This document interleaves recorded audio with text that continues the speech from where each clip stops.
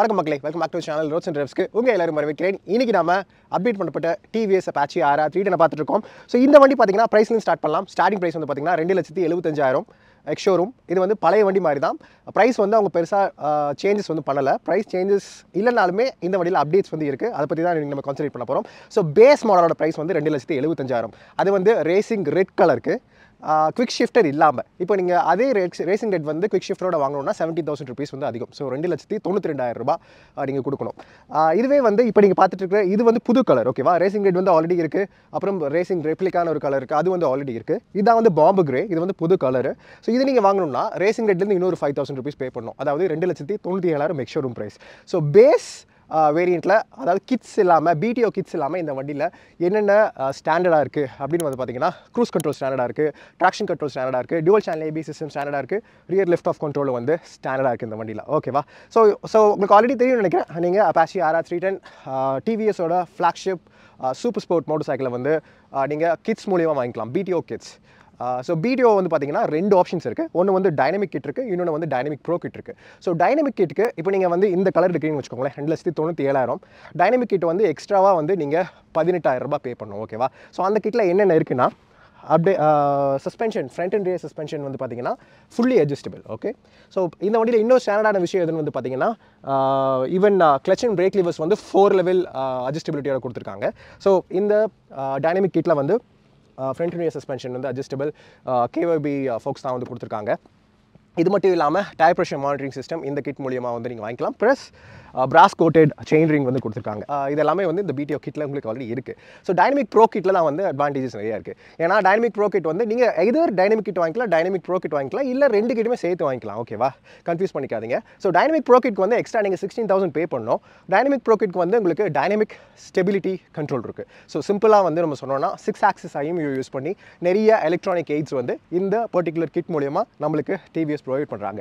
So இந்த 6 axis IMU use பண்ணுறதுனால இதில் கார்னரிங் ABS இருக்குது, வீலி கண்ட்ரோல் இருக்குது, கார்னரிங் ட்ராக்ஷன் கண்ட்ரோல் இருக்குது, கார்னரிங் க்ரூஸ் கண்ட்ரோல் கூட இருக்குது, அப்புறம் வந்து ரியர் லிஃப்ட் ஆஃப் ப்ரொடெக்ஷன் வந்து கொடுக்குறாங்க. ஸோ இந்த மாதிரி எலக்ட்ரானிக் எய்ட்ஸ் வந்து இந்த பர்டிகுலர் கிட்டில் இருக்குது. ஸோ அதுக்கு எக்ஸ்ட்ராவாக நீங்கள் ஒரு 16,000 பே பண்ணணும், ஓகேவா? ஸோ இதெல்லாம் இல்லாமல் என்ன ப்ரோ இந்த வண்டியில் அப்டேட்? இது இல்லாமல் வந்து ரேசிங் ரெப்ளிகா கலருக்கு வந்து எக்ஸ்ட்ராவாக நீங்கள் 7,000 பே பண்ணணும். ஸோ அதில் வந்து நீங்கள் இப்போ அது வாங்கினீங்கன்னா நீங்கள் வந்து ஈவன் வைசரில் வந்து கஸ்டமைஸ்ட் ஒரு நம்பர் கூட நீங்கள் வந்து கஸ்டமைஸ் பண்ணிக்கலாம். ஸோ அதில் வந்து ஒரு விஷயம். ஸோ இதெல்லாம் இல்லாமல் இந்த வண்டியில் விஷுவலாக என்ன சேஞ்சஸ் கொடுத்துருக்காங்க அப்படின்னு கேட்டிங்கன்னா, மெயினாக வந்து ஆன்டிஃபாக் கிளச் கவர் வந்து கொடுத்துருக்காங்க, ஓகேவா? ஸோ இந்த கிளச் கவர் வந்து பார்த்தீங்கன்னா உள்ளே இருக்கிற ஸ்டாப்பர் பிளேட் வந்து ரெட் கலரில் ஃபினிஷில் கொடுத்துருக்காங்க. ஸோ நீங்கள் ஹை அண்ட் மோட்டர் சைக்கிள்ஸில் வந்து இதை பார்க்க முடியும். இது மட்டும் இல்லாமல் விங்லெட்ஸ் வந்து கொடுத்துருக்காங்க, ஓகேவா? ஸோ இந்த ஏரோடைனமிக் விங்லெட்ஸ் நீங்கள் வந்து MotoGP பைக்ஸில் வந்து பார்க்கலாம். இதுக்குன்னு வந்து பார்த்தீங்கன்னா ஏரோடைனமிக்லேயே பெட்டராக பெனிஃபிஷியலாக இருக்கும் அப்படின்றதுக்காக இந்த விங்லெட்ஸ் கொடுத்துருக்காங்க. எசென்ஷியலி வந்து பார்த்தீங்கன்னா நம்ம ஏரோப்ளேன் விங்ஸ் இருக்குல்ல, அது வந்து ஃப்ளிப் பண்ண மாதிரி சிம்பிளாக சொல்ல போனால். ஸோ இது கொடுத்துருக்கனால என்ன ஆகும்னா, ஃப்ரண்டல் ஸ்டெபிலிட்டி வந்து இந்த வண்டியில் இம்ப்ரூவ் ஆயிருக்கு. அதாவது நீங்கள் பிரேக் பண்ணுறீங்கன்னு வச்சுக்கோங்களேன், வண்டியில் வந்து உங்களுக்கு பெட்டரான ஃப்ரண்டல் ஸ்டெபிலிட்டி இருக்கிறதுனால பெட்டரான ஃப்ரண்ட் அண்ட் கண்ட்ரோல். மெயினாக வந்து நீங்கள் லாங் ரைட்ஸ் பண்ணுறீங்க, இல்லை வந்து நீங்கள் ட்ராக்கில் ஓட்டுறீங்க, இன்றைக்கி நாங்கள் ஓட்டுற மாதிரி கோஸ்ட்டில் இருக்கோம் கோயம்புத்தூரில். ஸோ இங்கே இந்த மாதிரி சிச்சுவேஷன்ஸில் வந்து உங்களுக்கு ரொம்ப ஹெல்ப்ஃபுல்லாக இருக்கும் இந்த பர்டிகுலர் விங்லைட். ஸோ மற்றபடி வந்து பார்த்தீங்கன்னா வண்டியில் எந்த சேஞ்சுமே இல்லை. மெயினாக வந்து டைமென்ஷனல் வைஸ், ஏன்னா சீட் ஹைட்லேருந்து கிரவுண்ட் கிளியரன்ஸ்லேருந்து வண்டியோட ரைடர் ஆங்கிள் எல்லாமே வந்து சேம் தான் பழைய வண்டியில் இருக்கிற மாதிரி. ஸோ இந்த வண்டியில் மற்ற இம்ப்ரூவ்மெண்ட்ஸ் வந்து பார்த்தீங்கன்னா மெக்கானிக்கல் இம்ப்ரூவ்மெண்ட்ஸ் வந்து கொடுத்துருக்காங்க.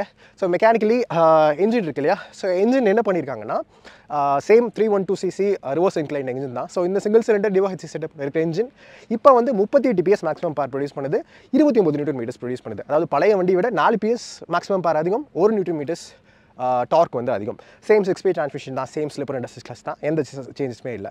அதாவது சிம்பிளாக சொல்ல போனால் நம்ம அப்பாச்சி RTR 310 இருக்கிற மாதிரி இந்த வண்டியில் அப்கிரேட்ஸ் வந்து கொடுத்துருக்காங்க. பட் அப்பாச்சி RTR 310 இருக்கிற அந்த ஹீட்டர் அண்ட் கூல் சீட் இருக்கு இல்லையா, அது வந்து இந்த புது RR 310 வந்து கிடையாது, ஓகேவா? இது மட்டும் இல்லாமல் இந்த வண்டியில் பை டைரக்ஷனல் குவிக் ஷிஃப்டர் ஃபங்க்ஷனாலிட்டியும் வந்து கொடுத்துருக்காங்க, விச் இஸ் நைஸ்.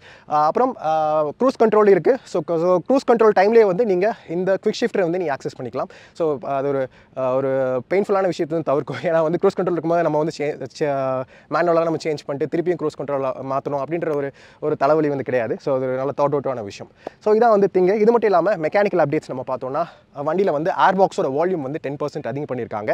அப்புறம் வண்டியில் ஃபோர்ஜ் பிஸ்டன்ஸ் கொடுத்துருக்காங்க. அதாவது 10% லைட்டரான ஃபோர்ஜ் பிஸ்டன்ஸ் கொடுத்துருக்கிறதுனால ப்ளஸ் அதோட டிசைனும் வந்து என்ஹான்ஸ் பண்ணியிருக்கிறதுனால வண்டியோட ரெவிங் நேச்சரை வந்து இம்ப்ரூவ் பண்ணியிருக்குன்னு சொல்கிறாங்க. ஸோ ரெவிங் நேச்சர் நம்ம பார்த்தோம்னா மேக்ஸிமம் பவர் வந்து இந்த வண்டி நியர்லி 9800 ஆர்பிஎம்ல வந்து கிடைக்குது. டார்க் வந்து பார்த்தீங்கன்னா 7900 ஆர்பிஎம்ல கிடைக்குது. ஸோ பேசிக்கலாக என்ன சொல்கிறாங்கன்னா இந்த வண்டியோட மேக்ஸிமம் பொட்டன்ஷியல் உங்களுக்கு வேணும்னா நீங்கள் ஹை ரோவ் பண்ணணும் அப்படின்னு சொல்கிறாங்க. ஓகேவா? ஸோ அது மட்டும் இல்லாமல் இப்போ நான் சொன்ன மெக்கானிக்கல் அப்டேட்ஸ்னால இந்த வண்டியில் வந்து ஈவன் வால்யூமெட்ரிக் எஃபிஷியன்சி வந்து இம்ப்ரூவ் ஆயிருக்கு பெட்டரான லோ அண்ட் மிட் ரேஞ்சுக்கு அப்படின்னு சொல்கிறாங்க. ஸோ இது உண்மையா அப்படின்றது வந்து நாளைக்கு ரிவ்யூவில் வந்து நான் சொல்கிறேன்.